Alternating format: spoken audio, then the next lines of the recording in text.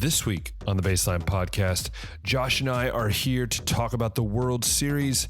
Specifically, we break down what went wrong for the Mets and the Guardians and what is going to happen in the World Series matchup between the New York Yankees and the Los Angeles Dodgers. And are some people frustrated because they're rich or because they're just good at baseball?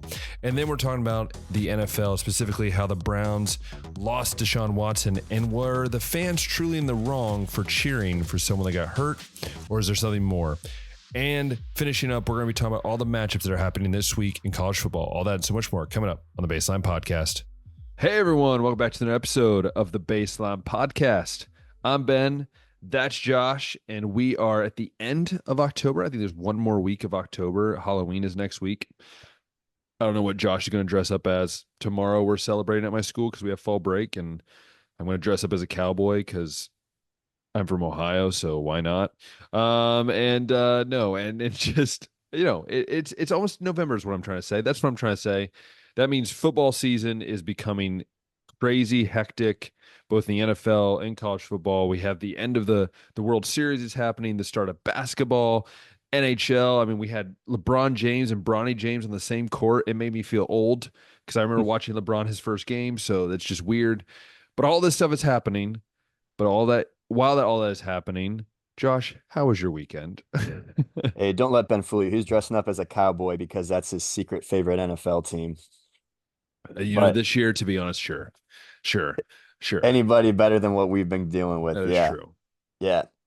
Solid week, though. Had the weekend off to catch up on some sports. Man, dude, we're going to get into the college football talk. I was 1-4 in the games that I picked, so that was a bunch of like an even. I think I went even. Surprises. I busted even, so it wasn't a good week of picks for me. See, not a good. Well, depends on I guess how you see it. Maybe we might have lost as Browns fans on the scoreboard, but plenty of things happened on the field that you could say it was a win anyways. Can't wait to talk about. Yeah, and then we do have Bronny and LeBron on the court. NHL's underway. And which I do want to point out, by the way, that NBA posted, they're the highest scoring father-son duo in the NBA history, and it was like 40,000+ points LeBron, 0 Bronny. And I'm like, okay, you just kind of broke your case. I saw you post that, and I was like, I thought this was a meme, but no, it was like legit. I was like, my gosh, man, that's embarrassing if I'm LeBron James to be in that graphic. It's not cool or an accomplishment, but at least wait when he scores 100 points. Yeah. But it was a good week, though. Yeah. And we got the World Series matchup. Yes. Not the one that anybody really wanted, but I don't know why anybody's upset about this. Let me lay some things out. So it's capitalism, Josh. It's capitalism. That's why the 2-1 seeds in the sport. It's capitalism. Yes, it's different than the other sports, because if we had the 1 seed and the 1 seed in the Super Bowl, like the Eagles and the Chiefs, I think it was a few years ago, we love that. And in the NBA, if it's the 1 seed and the 1 seed, if it's like Celtics and Nuggets, something like that, we love that. I saw someone comment that. Salary caps are the same there. Everybody's spending the same amount of money. MLB, there's no salary cap, so it's just teams buying championships. But if it worked that way, Ben, why do the Dodgers only have 1 World Series in our lifetime? No, I agree with you. Why have the Yankees not even been in the Fall Classic since 2009? I agree. Why are the Mets never there? I agree with you. I just think it's funny that people are like commenting that, like, capitalism, and I'm like, dudes, it's like, you know what? These owners spent money to go get championships, and that's what everybody's. But isn't the point like? I always say this, that's like, the point. If it's your team doing it, you would be the one defending your team. You want your team to be like the Yankees and the Dodgers. I think at the end of the day, it's just jealous. It's just jealous. Oh, yeah. Jealous, and that's what if you're a Pirates fan, you hate that your team's already like thinking about what they're going to get for a Paul Skeens trade in 4 years or something like that. Like, just pay the man to stay a Pittsburgh Pirate for life. Feel some underlying tones happening here. If you're a Cleveland fan, the same. I mean, it's the same. If you're a Cleveland fan, if you're an A's fan, like, why are we thinking about trading our guys? Why not just pay them to stay?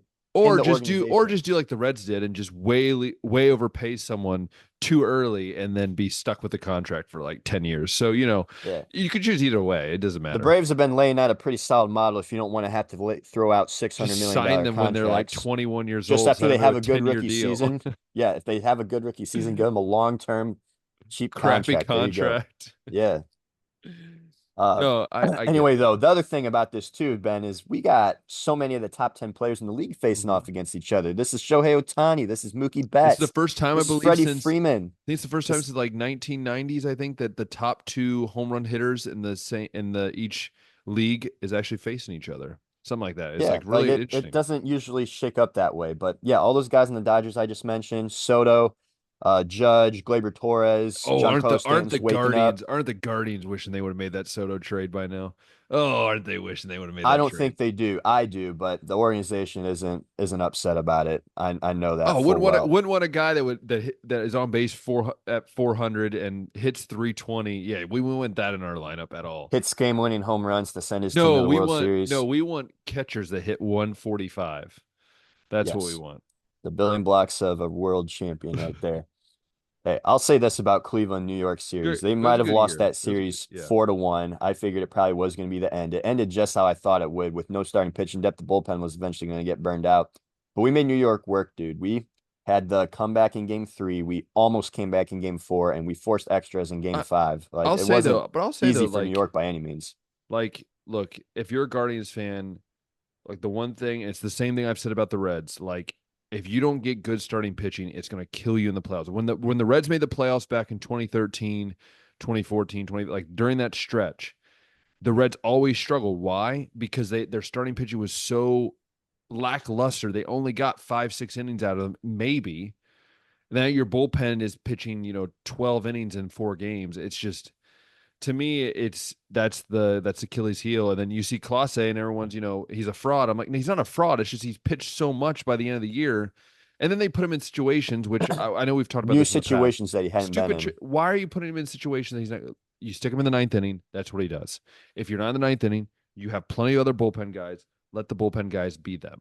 And I Hmm. think that's the thing that frustrates me, even not as a Guardians fan, but it's just as a baseball fan. It's like, look, I don't understand these managers that get all these, like, they start tinkering and everything. It's like, do what got you there. That's why I think Bill Belichick is so good. I think that's why you look at Tony La Russa for all those years. You look at Joe Torre. Like, they never changed what they were doing.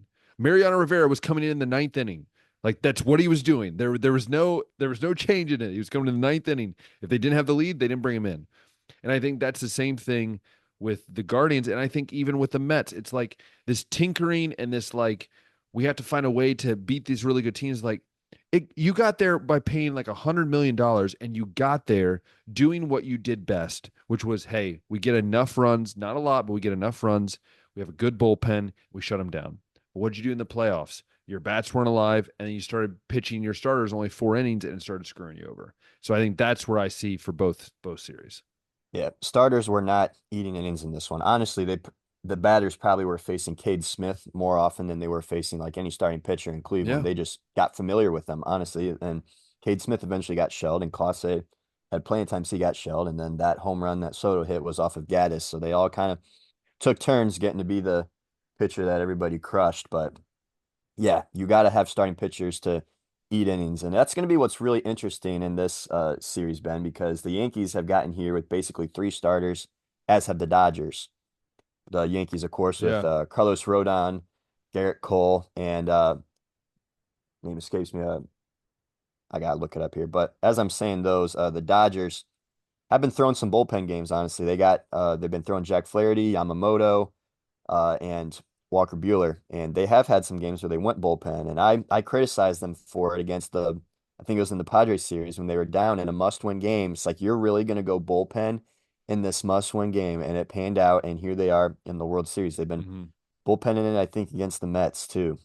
Um, but yeah, the Dodgers have a strong bullpen.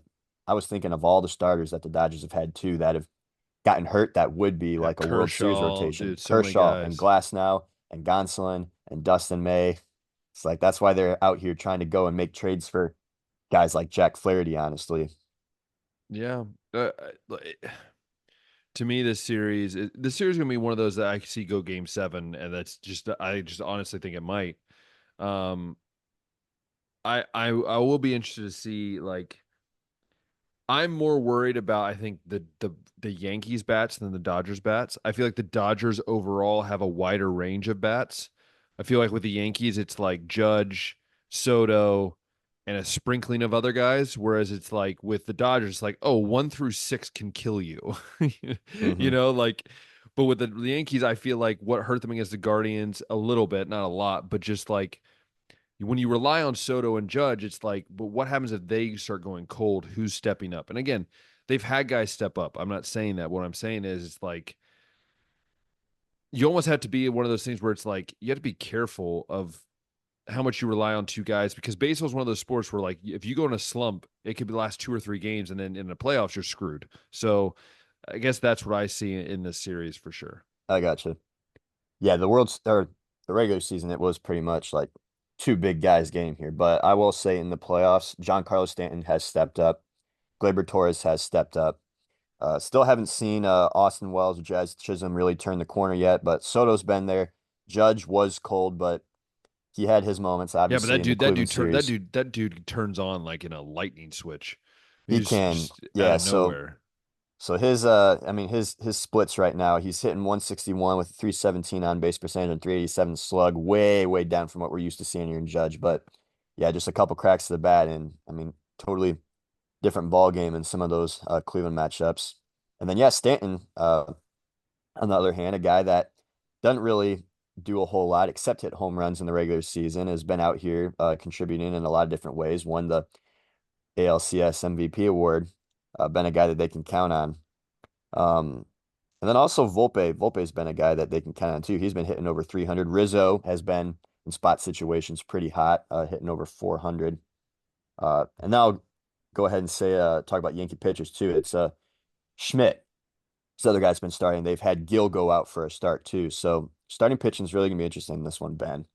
I wonder who I would lean the Dodgers bullpen as the stronger one. I think there's a Hmm. I just can't count on Clay Holmes. I never could even count on Clay Holmes in the regular season.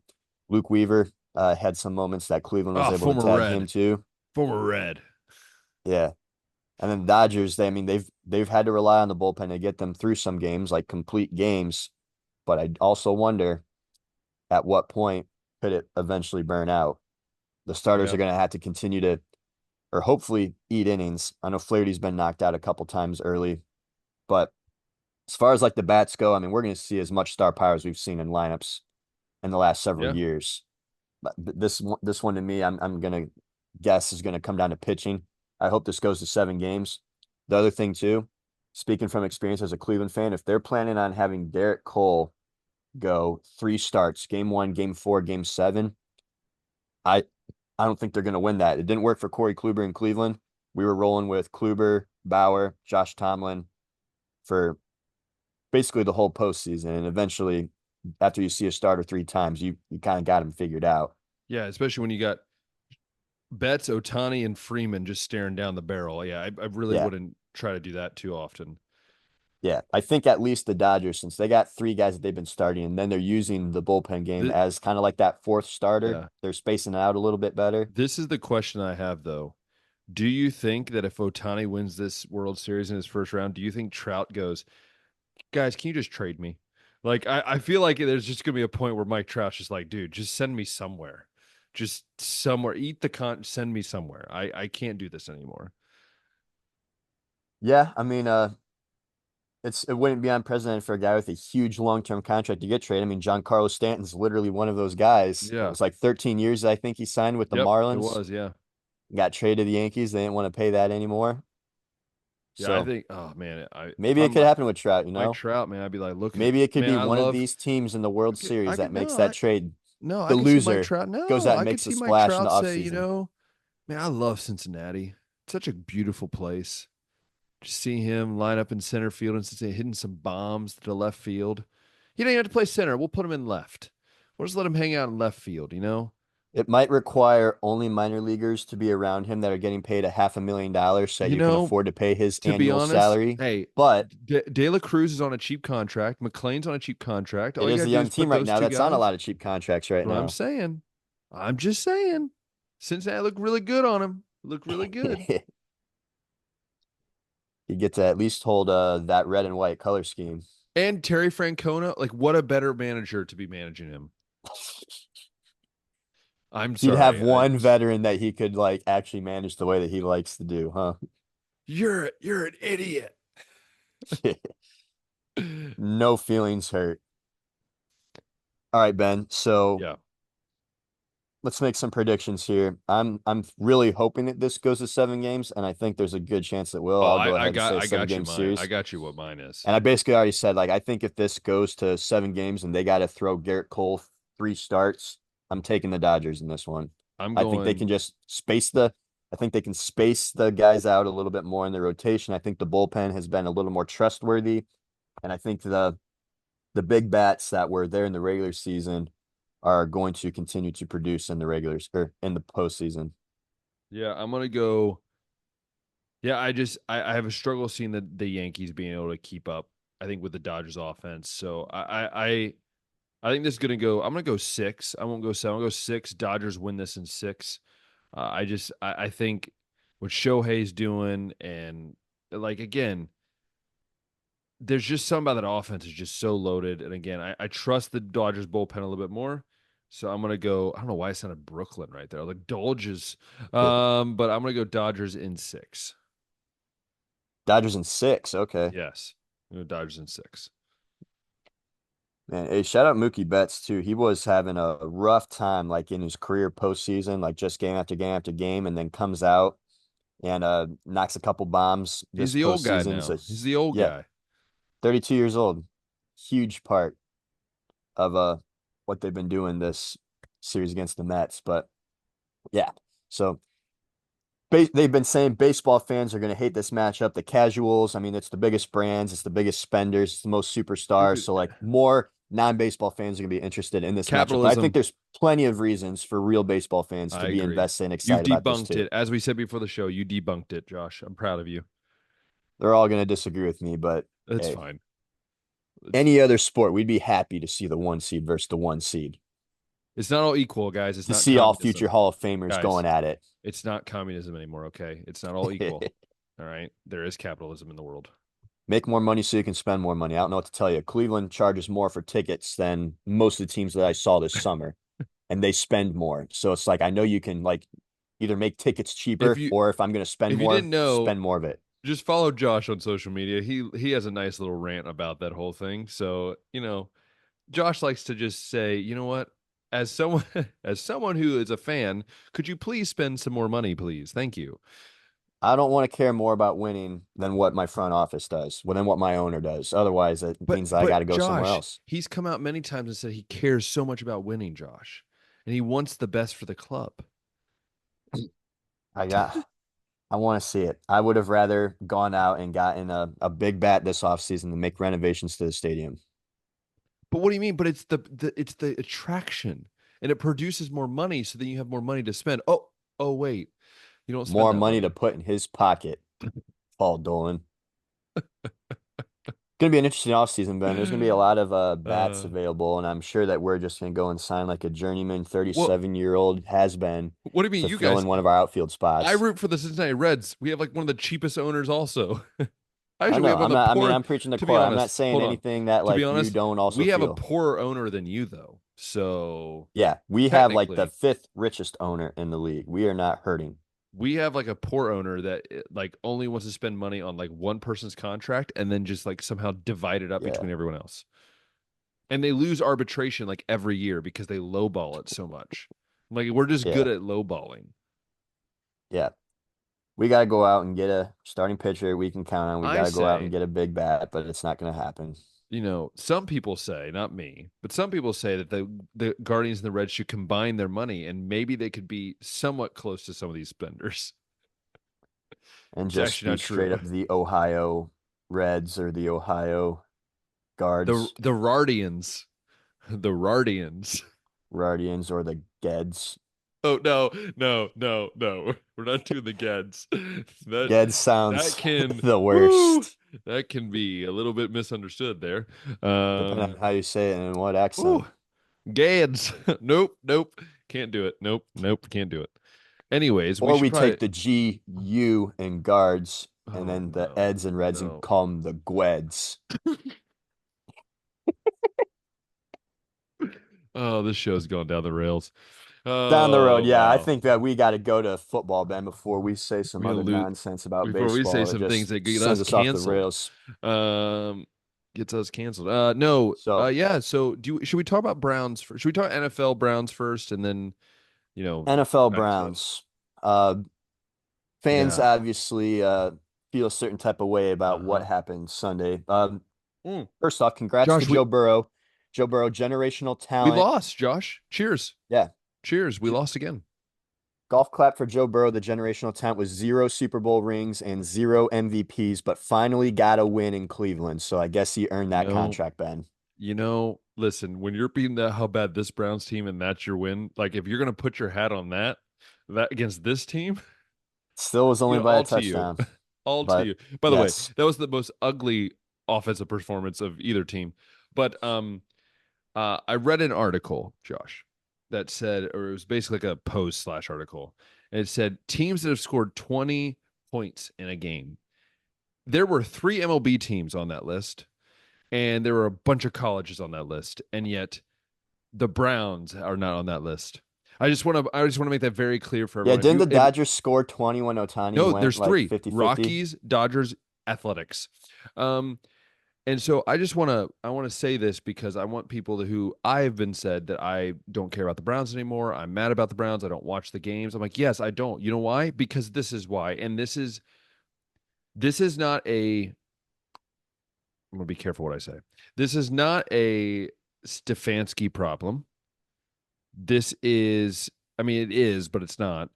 This is a lack of care by the players, personally, I believe, because I looked and I saw Amari Cooper looked amazing in the Bills uniform. Like he just came out of a skeleton and decided to start playing again. Shocker what happens when you leave Cleveland. Um, this is ultimately you put the front office put bad situation together, and this falls on the owners, this falls on Barry, it does fall on Stefanski, obviously, but out of those two is what I'm putting this on because you now are what 1-6, right? Yeah, 1-6, and the, it's so frustrating and aggravating because Josh, for the last few years, we've been good. Josh, we've been enjoying watching the Browns football. I'll be honest with you, Been building up, I building have up, not building up, watched, building up. I have not watched a single down of Browns football this year. I have not watched I've watched the stats. I have not watched a single down of Browns football this year. This is the first time since before, even when 0-16, I watched the games with my dad. This is the first time ever that I've never watched a single down of Browns football in a season. Hmm. And I'm not afraid to say that. That's how frustrated I am, and that's how despicable it is. And again, I don't condone what the fans in Cleveland did. And I know LeBron was calling them out, but I want to also say this to LeBron. Like, LeBron, we've been handcuffed for 2 years. And I'm not saying that I condone what they did because I don't think it's cool to see anyone get hurt. But I also can't blame them for being so frustrated. And when it feels like something's been released, I can't completely fault them for what they feel. And again, that's just me going on a rant. I could sit here and that rant for hours, but I will let you have the Yeah. floor. LeBron is, I'm not going to take any criticism from that guy. I don't care what a guy that has left Cleveland twice has to say about fans in Cleveland. He just pretends to be involved in Cleveland when it's convenient, when like Cleveland's in the baseball playoffs and he comes and puts on his Cleveland Indians cap, even though we know that he's been in attendance for the 2007 ALDS wearing a Yankees hat because he's actually a Yankees fan. We know that he shows up sometimes for Browns games when they're good, but he's actually a Dallas Cowboys fan. We got all the evidence for that. He just makes Cleveland a part of him when it's convenient. And so he thinks that like he has some authority to say something here. But yeah, we don't really care, LeBron, because exactly like you said, Ben, we've been handcuffed.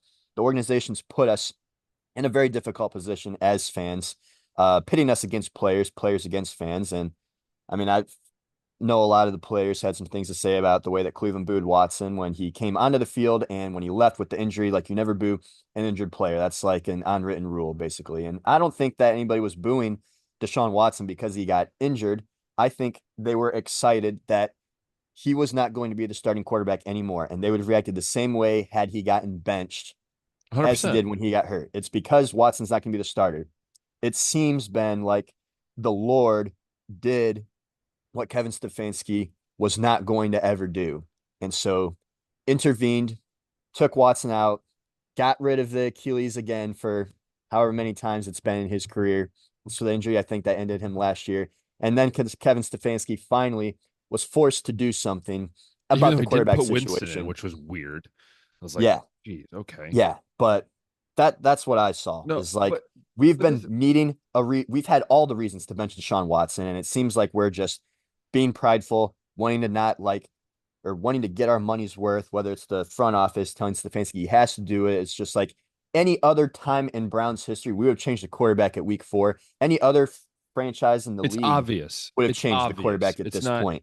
Yeah, it's Look. historically bad play, and they It's kind of finally like it's kind of like it came up to here. They were forced to make a change well, it's kind finally. of like the Jets. I've heard Jets fans go like, "Why do we get rid of Wilson when he had a better record through 7 games than Aaron Rodgers has right now?" Right? Like Yep. it's the same kind of concept. It's like you're so worried about like the fact that you're going to lose money. And look, I hate to see people lose their jobs, but I'll be honest with you, Deshaun Watson.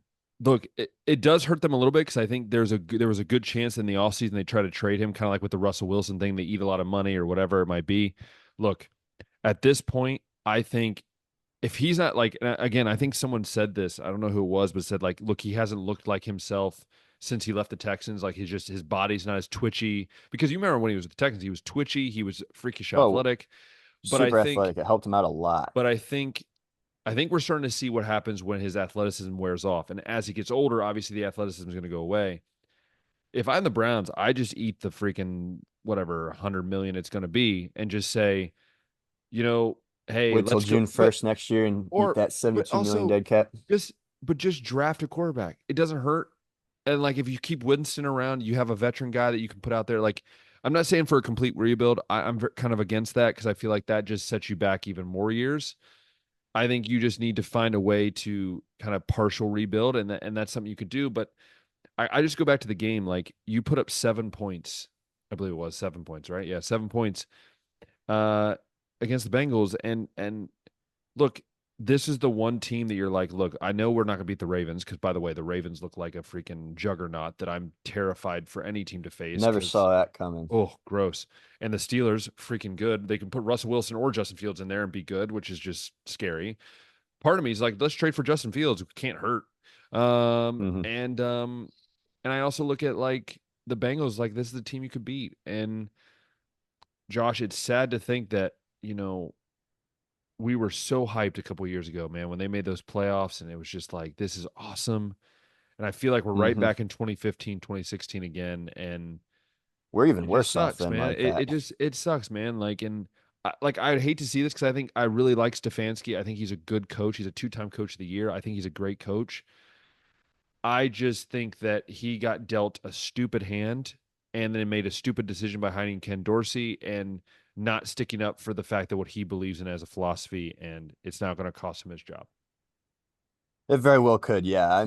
I don't know how much they'll rebuild this offseason, but everything that they'd been doing was building up to this season, and to see it just like epically collapse like that. And it was actually 14 points that we got. Not much I'm better than, sorry. Well, but yeah. Yeah, the players, I don't think that they're really all for Deshaun Watson. I don't know why Miles Garrett and Jameis Winston went above and beyond to say that Deshaun also, like if you're lays Jameis, his this is like the life best thing on the for you. line. Yeah, Jameis, like, dude, I would have been like, has the city on his gonna. back. He lays his life on the line. Oh, Miles stop Garrett's it. like he's a model Stop it. No, citizen. no, It's he's like not. you Stop. didn't have to say all that. You could have No. just said that it's not good to boo a Look, guy when he gets injured and left it at that. look, if you guys really cared about him, if you really truly cared about him, some of you guys would actually try hard in a game. Yeah, Because you I'll try. tell Like you, the actions speak louder than Amari words. Cooper looked very, very happy being in Buffalo. If you Amari watched him on Cooper, the four side, catches, 66 yards, and a touchdown in his he looked Buffalo debut. really happy, and he looked like the guy that was last year. And which again proves my point that Amari Cooper only cares about winning, not winning, but like just his ego. Like he only cares about when things are going good for the team and him. Hmm. Like he doesn't care about being there for the Mentally team. checks out if it's not good. Which I think that's a red flag for any team trying to sign him. And again, I think Amari Cooper is a Hmm. really good wide receiver, but and like then you look Jerry Judy, who's pouting on the sidelines, finally gets a ball thrown at him and then he drops it wide open. It's like these Yep, little that's the things, story of like Jerry Judy right there. it's like Brick Jerry, hands. like Jerry Judy, like he was pouting on the sidelines, sitting by himself, grumpy, and then James Winston's like, okay, I'll throw you the ball, drops it, right? And again, I think the smartest decision signing, actually, having Jameis Winston start this week, I mean, maybe we can get a win. Maybe. Shall we preview the game before we move to college? Before I start crying, figured Let's go should. ahead and preview it, Ben. We got the Browns at home against the Ravens. Oh well, Ravens, of do we course. have to? Do we have to? Do we have to preview this? Can we just give our prediction now? Do we even have to talk about it? I just want to say a couple things Oh first. geez, Derrick Henry leading the league in rushing. this dude's like 30, dude. Like he's getting better with age.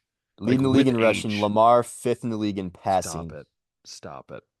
The Derrick Stop Henry it. rushing stats you may not be too surprised about, but Lamar Jackson fifth in passing yards. Like Lamar, Which is the running back, which is the athlete yeah. only, is fifth in the league in I would passing just yards right say now. that those guys in the backfield together is just stupid. When they're running the read option, I saw like the defensive players. You look at them and it's like, what do you want me to do? Like, Yep. do we take Henry and then dude, I'm telling you, Roquan man. Smith, second in the league in tackles. Kyle Van Noy, fourth in the league in sacks. It's So, it's honestly shocking that Baltimore's only a 9-point favorite. I will tell you what the score is going to be, and you will not be shocked when I say it. Um, I'm going to have a bold prediction in here. Actually, I have two bold predictions. One, the first, the score, it's going to be 31-7 Ravens. They're going to win by 24 points, and I don't even think that's a far-fetched idea. And my first bold prediction is that right nearly after the game, Kevin Stefanski is going to be fired, and Ken Dorsey will be fired. I think very shortly after the game. This is it. I think it is. I like what else? What else does he? What does he have to not do? I mean, if you've had teams you could beat, you didn't. You're making bad. Someone's got to fall on the sword. It's not going to be Andrew Berry yet. I think he's the next one to go, but he's not going to be the first one. And it's not going to be Ken Dorsey because truly he hasn't been calling plays. And I know Ken Dorsey is going to be calling plays this week. That's why I'm saying they're both going to go. And I would say my other big thing is that Derrick Henry is going to run for 200 against the Browns. That's what I think is going to happen. So there's my bold predictions and the score. And maybe you will think I'm crazy, but cheers. I'm going to give Cleveland 13 because there's going to be a garbage time score in there somewhere. Of course. But Baltimore's going to get 38. Oh, yeah. It's not even 38-13 Baltimore. That first pick's looking real nice. That first pick is going to look real nice here soon. It's going to look real nice, yeah. It could be, well, let's go ahead and segue that in. I was going to say it could be Quinn Ewers, but no, based on what we saw in the Georgia game, I don't want him. No, I don't know if Quinn Ewers will be the number one pick or even have number one pick talk, Ben. Please don't tell me. Oh no, Josh, I can't do this, Josh. If it's What can you do? Oh, if it's Shedeur Sanders, I don't know if I can watch the Browns anymore. I You don't wouldn't know. want Deion Sanders to be the next head coach of the Cleveland Browns because he has to go to the next stage and coach his son in the NFL, and there will be an opening because Kevin Stefanski will be fired. Do that. I couldn't have I just couldn't have Shedeur Sanders as the quarterback. He's so he just annoys me, and I don't think I can listen to him.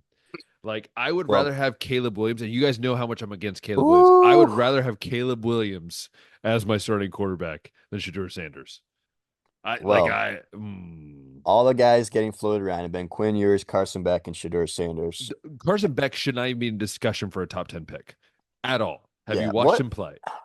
If you had your three pick, picks, if you had your pick at quarterback, picks. 3 picks, no touchdowns. Georgia wins this game 30-15 or whatever the final was. But my point is, he's not a first-round quarterback. Yeah, I don't think he is either. I'd take Dylan Gabriel over those two. Not me. I wouldn't take Dylan Gabriel first overall. Maybe out of those three, round. I would take Shedeur Sanders. I'm just saying I don't want them to. I'm not I don't think Quinn Ewers is that good at that level. But we all know he certainly hasn't risen to that. No. He's a good college quarterback. But if I would anything, I would just wait for a round and take Dylan Gabriel. That's what I would do. Yeah, wait, but yeah. So let's continue to talk about this Georgia Texas game because this game, as you said, Carson Beck did nothing really to win it, but somehow Georgia, the complete opposite of the Bama game, where Bama scores all their points in the first quarter. This time Georgia jumps to a huge lead on Texas. And this is why I also want to say, because of this game, I want people to realize that just shows you how good Ohio State is, right? And what I mean by that is that Georgia went in and just owned Texas in their own place. Ohio State went to Eugene and like played pretty bad at times and was a play away from winning the game. So I just want to point that out when people tell me why is Ohio State ranked so high. It's because the AP poll realizes what they did. If they just watch what Georgia did to Texas, and Georgia went in and said, smacked them around and said, "You're mine," like basically. Yeah. So I just want to point that out before we get too far. Yeah. Yeah, very uncharacteristic game of Texas. It But was maybe is this Texas though, Josh? That's the question we have to ask. Is this it could truly is it Texas Texas? against Yeah. I mean, is it shut out against a good 23 to team? nothing the first half. They tried to bring Arch Manning in to be a little spark, kind of like how Tua was in that national championship But game when Jalen Hurts got the benched. reason I ask that is it's not that I'm no disrespect to Texas. It's just this is the first time they played a legit team on both sides of the okay, not both sides of the ball, but at least defense. And this is what happens. That's to me why, like, I was all that's why I was always hesitant about Texas. I didn't know what they would do against an elite team, and we see what happens. Now, does this make like Georgia worse than for Vanderbilt and Vanderbilt the best team in the country? I'm just curious. Just curious. I will say since that disaster start against Alabama, like Georgia has They defeated played Auburn 31 to dominant. 13. They've They beaten played Mississippi State dominant. 41 to 31. Now they've beaten Texas 30 to 15. They're definitely in much better shape than what Alabama has been since that meeting. Yeah. I think this was a good reminder game to let everyone know that Georgia hasn't gone anywhere. They're 6-1 now, number two Texas got in some the things to AP figure poll. out. Texas got to Texas does figure have some some stuff things to out. figure out. Yeah. Yeah, a lot of things to figure out. You can't get shut out in the first half like that. Just gave Georgia a And at lot of home. And at and at home home. at night. They gave Georgia a lot of good field position in this game, and Yeah. that's why Carson Beck can throw under 200 yards and no touchdowns, and But they also, score 30 he looks points. so awful when he plays quarterback. I just can't watch him play quarterback. I was hyped on him early because I think it just generally like the video game hyped him up and everything. But then I started watching him. I'm just like, oh, like this is the guy we're touting as a top 10 pick. Like, okay, I'm not the ones doing Has the all the stuff out tools, there. Ben. It doesn't matter how good you are at football. All it matters is you Forgot. have the Yes, tools. forgot the tools. Right. That's the NFL GM mentality. Tools. Let's talk about another game that I was wrong about, but you were right about, and that was Tennessee That's right. 24 to 17 over Bama at Neyland Told you. Stadium. Hands Alabama. That's its second loss this season, and it was Alabama is true. way lower scoring than what either of us, I think, could have I anticipated. will say this, Josh, is that Alabama's making my freaking thing that I wrote after the Georgia game. That episode we Oh, dropped we after the. cursed Alabama, dude. Oh, I think we cursed Utah, I and said, we have cursed Alabama. I said, I've cursed Ole Miss. I said, I remember it. I think I even said like, man, is this the return of the Nick Saban era of football? And I just Man, now I'm like regretting that I put that out there at all because now it looks terrible. oh, it's embarrassing. But That's going to be like the coldest take we've ever had on the and Baseline it podcast. finally this actually was the first time we saw Milrose struggle a lot against a good In a team, big game, like Milrow but always shows up for the it big games, as we proved said. what we've always said. And what was that? We've always said that he struggles at times when I think some people think he should. And I just, Miro just, he has and I think someone said it too. I think it was one of the former quarterbacks at Alabama was like, he hasn't progressed. He's the same as he was last year. He hasn't changed. And I don't know, man. Alabama fans aren't going to have too much patience. How long do you think DeBoer lasts? That's going to be the question that's going to be asked They're because not going to already give up on him.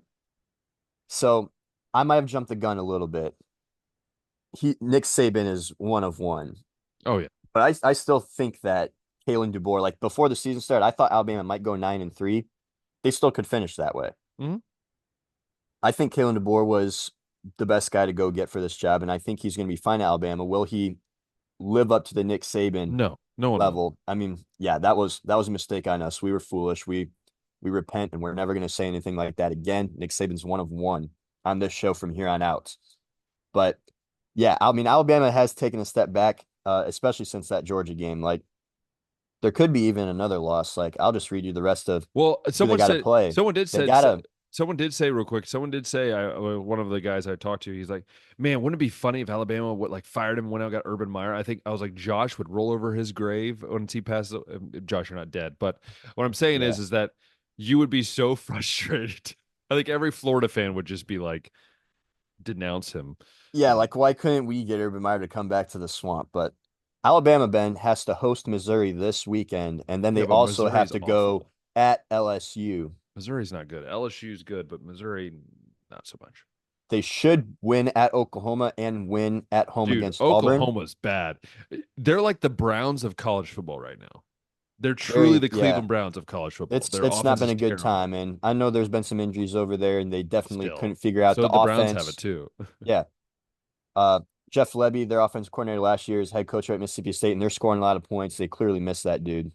The last thing I'll say about this Tennessee Alabama game is, yeah, it was low scoring. I thought Nico missed a lot of passes that could have He did. like broke this game a lot more open. He finished the day 14 and 27, Also, 194 yards, touchdown and pick. Neyland Stadium is, dude, fire. Dude, that place is nuts. It's rocking, dude. And how about the poise from the fans to not even storm the field after they win that game? Well, that just shows you how bad They Alabama belong is. here. It's Well, it just just shows you how another bad routine Alabama win that is. they were supposed to do. Shows you how bad Alabama is. Yeah. Just generally. Oh man. Let's go to another game that I was wrong about, and I think you might have been wrong about, and that was Indiana, Nebraska. No, I said Indiana. Did you take IU? Yes. All right, my mistake. Well, I took Nebraska, and Nebraska was pantsed. Like Indiana pulled down their Dude. pants in front of the whole entire world Saw the on tidy Big Noon whiteys. Kickoff, Ben. 56 to Okay, 7. I do want to hush some people when people are saying that Indiana's going to win the Big Ten. I'm sorry. They still have to play at least Ohio. They only have Ohio State as a tough game on their schedule right now. But let's say for some reason they beat Ohio State, they'll have to play Oregon, and I don't think they're beating Oregon. I don't think they're beating Can't Ohio beat State both of either. them.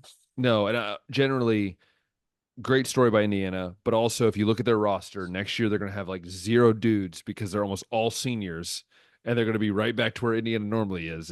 I'm just saying. I'm just putting that out The there other now. thing to keep an eye on, Ben, is that Curtis Rourke, their quarterback, is out Mhm. possibly a couple games. But Taven Jackson, who also Yeah, I well, believe when half you're up brother of Trace 40 though. Jackson Davis, Yeah. came in and went 7 of 8, 91 Yeah, yards when for you're two up touchdowns. 40, when you're up 40, Right. you don't So even it's worry about it's it. garbage time when Nebraska's probably already checked out. But I guess it'll be interesting to see Also, how much that hurts them. I feel so bad for Nebraska. You're getting a really pissed off Ohio State team, and you just got beat by Indiana this bad. Yeah, that You're could gonna get be like an trounced. awful back-to-back weeks. Yeah. So yeah, Oh not a good man, time. But hey, I love everybody's talking about Signetti, the IU coach. How after he the end is of the game, funny just though. Google Just me. Google All me. I do is win. And Yeah, it's true. yeah, but man, I would love to. I wonder what he's gonna say if again. I believe Ohio State can beat them by a couple scores. I look. Do I think Indiana's good? I think they're a good team. Do I think they're playoff level? No, I just don't. I don't think they're a playoff level team. I think they're a very very good team, but I don't think they're up there with the no, I shouldn't say Alabama, with the Tennessees, with the Ohio States, Oregons, Penn States, those teams. I just don't see it. And again, maybe I'm wrong, and maybe they're going to prove me wrong, and maybe they'll beat Ohio State. I'm just saying right now, as I watch them, they're exciting, they're fast, they're ferocious, but we saw this again when they had Penix, and it didn't end up panning out. So that's why I'm a little hesitant, with where they're at. Let's talk about the other game that I was also wrong about, and that was Illinois, Michigan. I thought Michigan was somehow, some way going to win this game in ugly And I fashion. called it Illinois. Thank you. Cheers. Cheers to you, sir. Not a good week for me in picks, I'll say it again. But I'm not gonna talk a whole lot about how the game went. We know like we basically see what Michigan is at this point. Yeah. But if they can't beat Michigan State this weekend, Ben, I think they're in grave danger of missing bowl eligibility entirely. They got to host Michigan State this weekend. Then they got to host Oregon. Then they got to go to Indiana. You hope they can win at home against Northwestern, and then they end the season, of course, in Columbus. Is there 2 wins remaining on this schedule? I don't. I'll be honest with you. I don't see them. I'll say this. I don't like this is trying I'm not trying to look at it from a Ohio State fan perspective. I'm just looking at it generally as a college football fan. This offense is so bad. It's so awful. It's that it's worse than I ever could have imagined. that's the thing. Like I said that like Oklahoma is the Browns of college football, mainly because And they then don't you're have like, wait, that's disrespectful to Oklahoma. Michigan is the no, Browns. because I'll say this, at least Michigan has like a semi good defense, whereas Oklahoma just doesn't. So that's why I'm saying that I feel like it's that way. But Okay. look, Michigan and Oklahoma are fighting for the worst offense in the Power Five. Like they're just fighting for it. I'll be honest, it wouldn't shock me if they don't make a bowl game. Wouldn't shock me, but it also would probably go down as the biggest drop off in probably college football history from a championship to non From a bowl. championship to non-bowl eligible, yeah, Um, I'm sure if we I tried really hard, we might I be able to think find if one. I Ohio don't know. State and Michigan played tomorrow, I'd say Ohio State would win by 4 touchdowns, and that's being generous. I don't see them beating any team that's worth anything. So, yeah, for me, it's just Yeah, it's if they sad. can't get this win against Michigan State and Northwestern, I think they're probably missing it.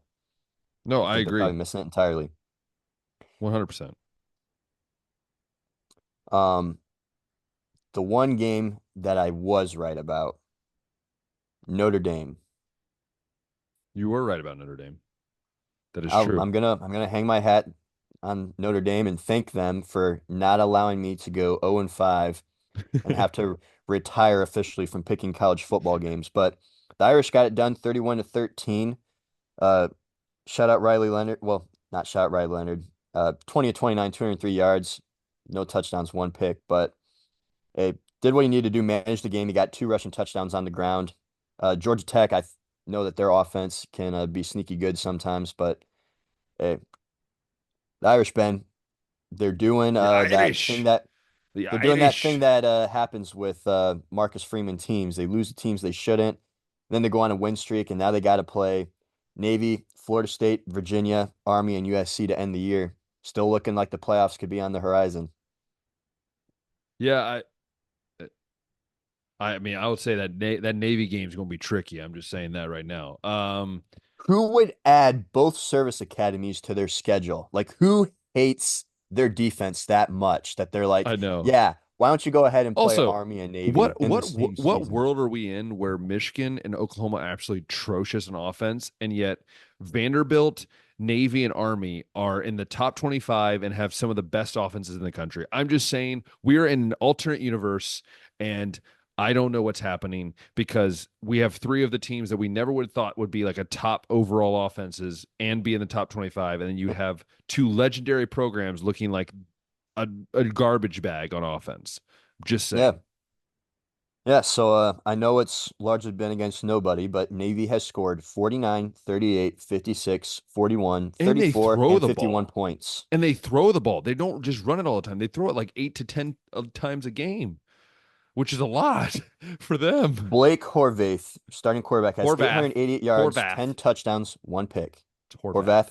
All It's right. a Hungarian name. That's the only reason I'm saying it. Okay. Third in QBR, by the way, at Yeah. 90.6 in the country. I know that's like more of an efficiency stat, and he doesn't have the attempts that everybody else does, but worth noting that, yeah, Navy is scoring a lot more points than they usually do, and they're throwing the ball a lot more than they And usually because they're do. not doing a traditional, I mean, they are still, but they add some like pistol out of it now, which is a lot different than what they've always done. You know, they've always been, and Than it's so just the funny standard because triple option. Army and Navy have linemen that are like 6'2", like 270, because they can't be like 380 pounds and be in the Army or Navy. It's just like not possible. So it's just funny to see these like really short linemen, and they're just like, this is our offensive line, and we're gonna ram it down your throats, and you're gonna try to stop us. Hmm. Well, why don't we just segue into power rankings and Yeah, Heisman let's do it. finalists after this last week before we preview these next Should I week's games? should I give us our from last week? All right, here we go. So my power rankings last week was Texas 1, Oregon 2, Ohio State 3, Penn State 4, Georgia 5. And Josh had Texas 1, Oregon 2, Ohio State 3, Penn State 4, Alabama 5. I'm I sorry. told everybody, name me a team better than Alabama Well, there's quite a few now. out of the remaining field. Quite a Jeez. few. Anyways, I'll give you mine. I'm sorry. I'm gonna stop laughing now. Here we go. For mine, this week I'll go from 1 to 5. Number one for me is Oregon. I think Oregon now is just by default the best team in the country. Um, I'm still going to put Ohio State above Texas. I think if you played those two right now, I think Ohio State would win. So I'm going to go Ohio State 2. I'm going to go Georgia 3. I'm going to go Texas 4, and I'm going to go Penn State 5. I don't like it, but go with it. So that's my top 5 for power rankings. Again, it has nothing to do with actual. This is just who we think is the best teams in the country right now. We say it every week, but we'll say it again. My 5 are literally the same as what you just said, so I won't add anything to it Look other at than yeah, I that. think Oregon right now is got to be Default. number one for everybody. And Ohio State, since they played a lot closer of a game with Oregon than what Texas did with Georgia, I'm going to reflect that and go ahead and say Ohio State 2, and then Georgia 3, Texas 4. And then Penn State's still undefeated here. I want to see them against like a really freaking good team here soon. But 5, undefeated. I respect it. Perfect. Love it. Now for our Heisman watch list, mine last week was Ashton Janty, number 1, Travis Hunter, number 2, 3, Dylan Gabriel, 4, Cam Ward, 5, Will Howard. Josh's was 1, Ashton Janty, 2, Travis Hunter, 3, Cam Ward, 4, Caleb Williams. Caleb Williams, gee, when at Christmas. I do that to myself. Caleb Johnson, and then 5, Shador Sanders. I I'll be honest. I'm just going to stay straight up. This is going to be the quickest I've ever done Heisman watch list. I'm not changing any of mine. I didn't see enough to go. There wasn't enough for me, I guess, to really make a change. Janty was on a bye. Will Howard was on a bye. The other ones didn't do anything that like hinders what I was thinking. So I'm just going to keep them the same and go from there next week. Please, you can go away if you've changed yours, but I just don't see a reason why to change mine. So Yeah, I'm not changing mine either. Like you said, Ginty didn't play last week, but guess what? Still leads the nation in rushing. that's Uh, so Travis funny.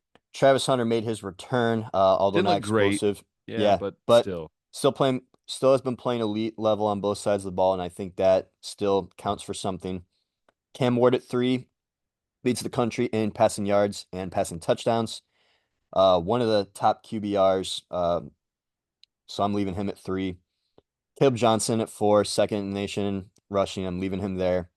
And Shador Sanders, I added him there at 5. Comes out, throws over 250 yards this last week and 3 touchdowns. I'm keeping him there. I do want to say, Ben, a couple guys that we might be looking at the end of the year that are kind of on the maybe some sleepers here. Cade Person back? Klubnik. Sorry. Sorry. Cade No, Klubnik. Would you have guessed that Cade Klubnik is tied for third in the country in passing touchdowns? no, because he plays for Clemson, who doesn't do anything offensively late in the year. So Cade Klubnik, third in the league in touchdowns, fifth in QBR, also with 1,800 yards. Never would have thought that. I haven't heard a lot of Cade Klubnik talk. I'm sure you're talking about him all the time in ACC country and Clemson, but depending on how the season shakes up, Ben, if they win out, beat Miami in conference championship game, I think Cade Klubnik might be a Heisman finalist. oh, gross.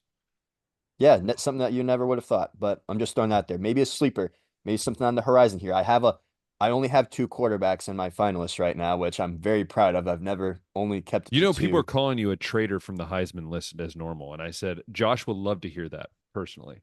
He loves that. Yeah, I know it's a QB award, and there's going to be a lot more quarterbacks once the actual finalists come out. Which But I I'm just think is like, so dumb, by the way. Like, it's yeah, the Heisman. It's for the best player, not the best the best quarterback. player, We and have we an award haven't for that. seen that far and away quarterback talent like we saw with Jaden Daniels last year, or like the one year where Colt McCoy, Tim Tebow, and Sam Bradford were all finalists for Which, like by the three way, straight years. gross. You think about the 3 most failed pro QBs of all time right there. Yes, but college football legends in my heart. That is That'll true. never die. But yeah, I mean, Jackson Dart will probably get there just because of totals, Dylan but you want to know how Gabriel. many touchdowns he has in SEC play still, Ben, since I'm Two, keeping track? two, two, right? Two. 2. Yep. Yep, two. 2 touchdowns in 3 SEC games. So tell me why that makes him one of the best quarterbacks in the country. Garrett Nussmeier will probably get there if LSU continues to win the way that they do. Dude has 2,200 yards, 18 touchdowns, 6 picks. He'll probably be there if LSU, especially with Gabriel the, will be as well. yeah. So some of this Especially, might especially if might change up, but Dylan Gabriel breaks all the career records. I think he's the only one he's not going to break his total is passing yards. I think he's going to yeah. break the passing touchdowns. I think he'll break the passing. I think attempts and stuff like that. I think the only one he won't be yards because by the way, the yards is like 19,000, which is just ridiculous for college. But by Yeah. Timmy Chang, I think, or no, it wasn't Timmy Chang. It wasn't Andre Ware? No, it's not Andre Ware. The most ever is played for Case Houston, Keenum? Case Keenum, 19,000 yards. Yeah. I do Nuts. think though, like we're having historic like firsts, like the way that GT's been playing, the way that Travis Hunter's been playing, like those guys Yeah. got to be finalists, and that's something different, I guess, than Well, what we usually I don't love see. what Hunter was like. Oh well, Janty, yeah, but what I haven't 95 done, carries. Imagine if I had 95 catches. yeah. But then he's also like, oh, Hunter's like, yeah, like he's like, oh, this has never been done. And then Janty responded with like, yeah, this hasn't been done in like 40 years. What I'm doing, so like, just deal with it. Those two, Yeah, the whole he has funny. 95 carries. What if I had 95 I was catches? like, It's that's like, not reasonable. It's really yeah. not. But anyways, All right, well, that's where we are yep. at after those weeks. So there's a lot of good games on the slate, Ben. It was very hard to pick 5 games to talk about. I think the Big Ten slate, like while there's not a lot of marquee top 25 matchups on it, has a lot of very evenly matched games. But in terms of like the national hype, why don't we just go ahead and start with Notre Dame and Navy? That's 2 top 25 teams. I'm gonna surprise you here. I'm gonna All right, surprise well, you. go ahead. No, you can give a Oh, preview if you would like. You can give a oh preview if yeah, you I would. was just saying like Navy, we just talked about what their offense has been like this year, and I think Notre Dame's defense has been what's largely been carrying Mm-hmm. them in their big matchups. They've held Texas A&M to 13. Even in that loss to Northern Illinois, they allowed 16. They've allowed 7 to Purdue, 3 to Miami, Ohio, 24 to Louisville, 7 to Stanford, 13 to Georgia Tech. Like we're seeing like a direct strength on strength right here. We know that there's not really an offense quite like the way that Navy runs it. Mm-hmm. We also know that Navy hasn't really faced the defense like Notre Dame has either. So I think we're going to learn a lot from this matchup. Uh, Notre Dame's coming in as a 13-point favorite for this one. It's going to be at Navy, by the way, at noon. Uh, but that's just what I wanted to lay out, like that strength on strength there, the spreads. Yeah. Tell me what you're thinking. Uh, I think, dude, just Notre Dame, just late in the year, just they seem to crumble. And so Could they be due for a loss? I think Navy comes out on this. I think I love the way Navy's playing, man. The both academies. I love the way they're playing. There's just some about like when a good Army and Navy happen, that's what's so fun for football. Like seeing college football thrive on that is awesome. And I think Navy pulls it out. I think it's gonna be a closer game. I think it's gonna be like 24-21. I think oh, Buffa joined the chat. Hi there, Buff. And then obviously I'm gonna say Navy wins 24-21. I think it's one of those games where I think Navy realizes they have to run the ball and slow it down a lot because they've been playing a little faster. I think they'll try to slow it down as best they can, get a few scores, and then just try to keep it manageable. Either like if Northern Illinois can do it, then anybody can do it.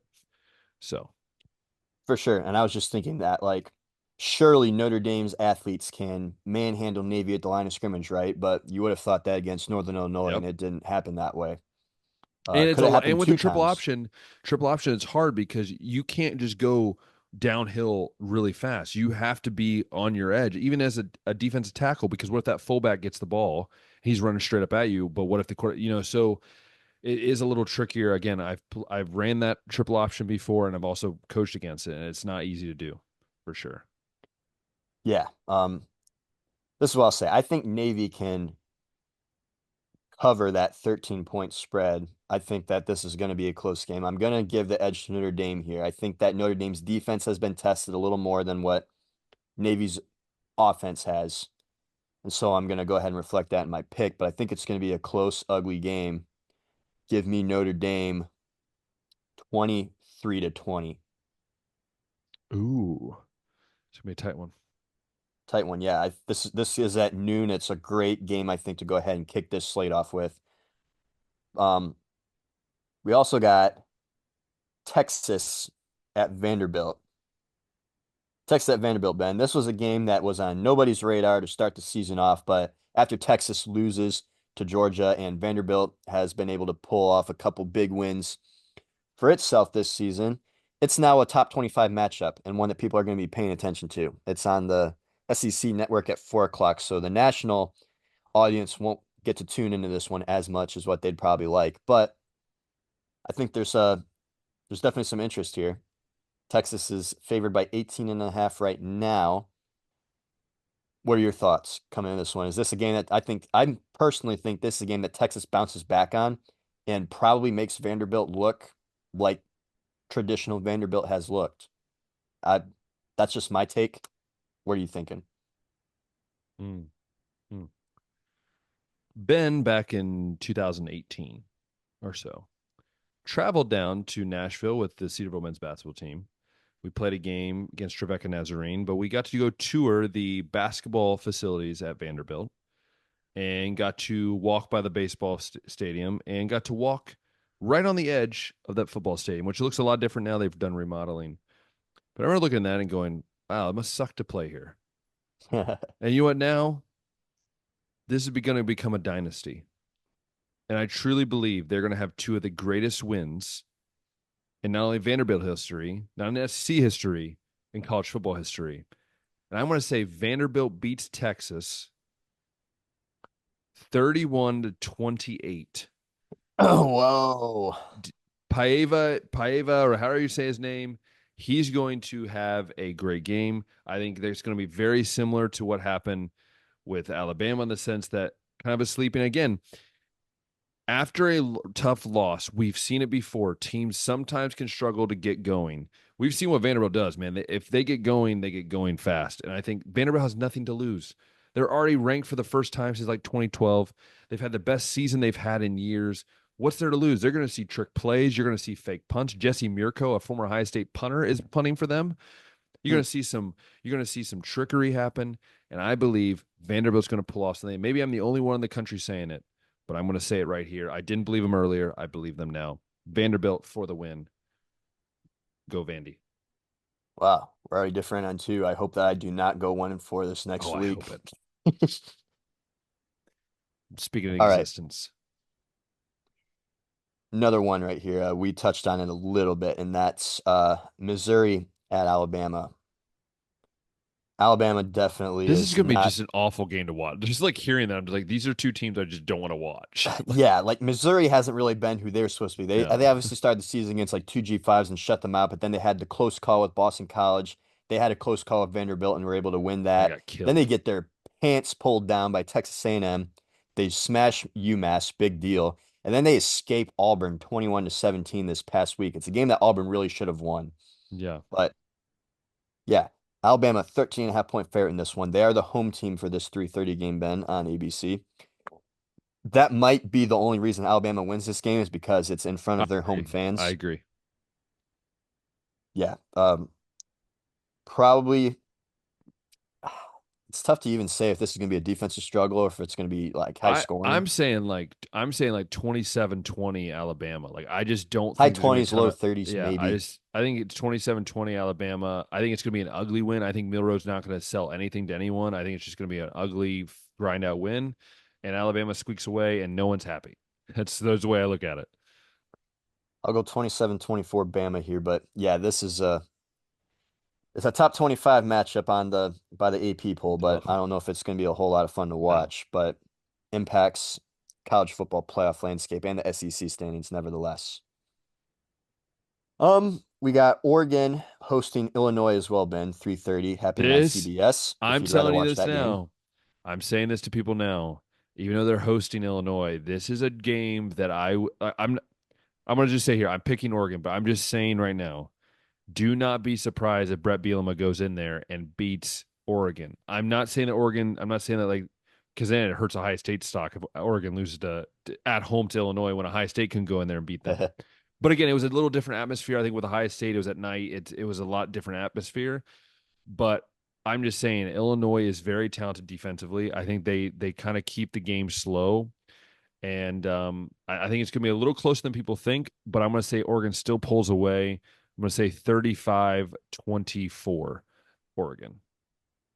I was thinking like 35-17 Oregon, but yeah, that's another one. So like you look through Illinois' resume, if you guys haven't been following Illinois too much, I guess their most notable outcomes this year have been an overtime win over Nebraska, an overtime win over Purdue, and then they just got Which Michigan by a couple scores last week, does and they that lost show you how good Purdue's offense is compared to Michigan when Purdue's like the worst team in the Big Ten and they're putting up 40 points when Michigan 49 can't even put up points. freaking 10. It's just sad. Yeah. The one loss, of course, is Penn State 21-7 final there. So I think Oregon's defense is good. I think Penn State's defense is good. I think Illinois' offense will have some struggles in this one. But yeah, maybe if obviously if Illinois wins, it's going to be a muddy, like ugly game. They got to slow it down. They got to play with grit. But I think Oregon takes care of business here. But I don't think it's going to be kind of like any easy win that they cruise to by any means either. Yeah, agreed. The last one here, and this might be the game of the day, for me at least. LSU at Texas A&M. True. LSU 6-1, Texas A&M 6-1. This will be a night game at Kyle Field. Texas A&M, of course, lost that first game to Notre Dame, and since then, all they've done is win. Now, of course, haven't really had a whole lot of tests. They beat Mississippi State, they beat Missouri, beat Arkansas, Bowling Green, Florida, McNeese. On the other side, you got LSU, who also lost that week 1 game to USC. Mm-hmm. And all they've done since is win against Nicholls, against South Carolina, UCLA, South Alabama, Ole Miss, and that overtime thriller. And they also get Arkansas. A little more handedly against Arkansas than what Texas A&M's Arkansas win was. But somebody's got to lose, Ben. Somebody's got to lose this one. And